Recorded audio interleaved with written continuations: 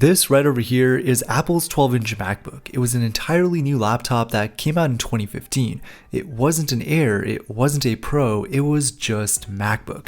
This device was in production from 2015 to 2017, and the reviews were not good. It was severely underpowered with an Intel Core M processor, 8GB of RAM, a single Type-C port, and a price tag of $1,300 USD. Now don't get me wrong, this device from afar looks stunning. The way that the keyboard hugs the sides makes this laptop feel a lot more modern than it really is, but imagine if Apple made this same exact device today with an M4 chip, improved RAM, and kept the same 12-inch unibody design. The whole reason Apple even created this MacBook was to show us that laptops can be designed in a thin form factor while still having key features like a Type-C port or a headphone jack. And of course the butterfly keyboard, which Apple ended up discontinuing. Now this thing was also engineered so thin that there were no internal fans inside this device. Now this certainly gave Apple some bragging rights, but there was nothing really that compelling about this MacBook, at least from a hardware perspective, especially when you factor in that $1,300 price tag. I mean, this thing cost more than a base MacBook Air at its time.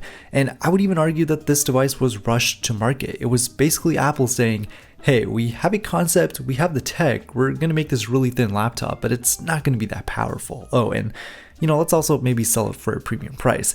And that premium price today is now worth around $100 after 10 years. And I should mention this is the 2015 model just for reference. Now, I bought this laptop on eBay for $90. The battery did need a replacement, so I ended up buying one for around 30 bucks. The original keyboard was pretty dirty, I'm not gonna lie. I'm pretty sure I had some sort of water damage to it, so I ended up doing a top case replacement for an extra $20. Shout out to the seller. This new keyboard was literally in mint condition, and then we had it for about $140. We got this 2015 12-inch MacBook in space gray. I actually ended up downgrading it to OS X Yosemite, the first OS that shipped with this device, and it's basically like a brand new MacBook, not too slow at all. But of course, this is going to come at a compromise. It's running outdated software, so a lot of apps aren't actually going to work.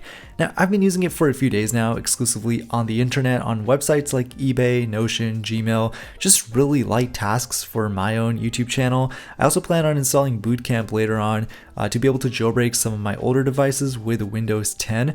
But of course, having that single Type-C port is going to be interesting because I'm not really sure how it's going to interact with my USB to 30-pin cable. But at the end of the day, is it underpowered? Yes. Does it run outdated software?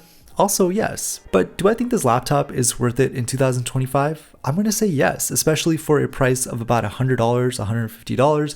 If you do manage to find one with a depleted battery, the battery swap process honestly isn't that bad. It's just very, very time consuming, especially when you're taking off the battery residue. But I love the way that this thing looks. It's kind of a blend of nostalgic software with modern hardware. Now, I will say though, I think if Apple took their time with this device, popped in an M4 chip, and maybe added another Type-C port, this thing would probably sell really well. Be sure to comment down below what you guys think.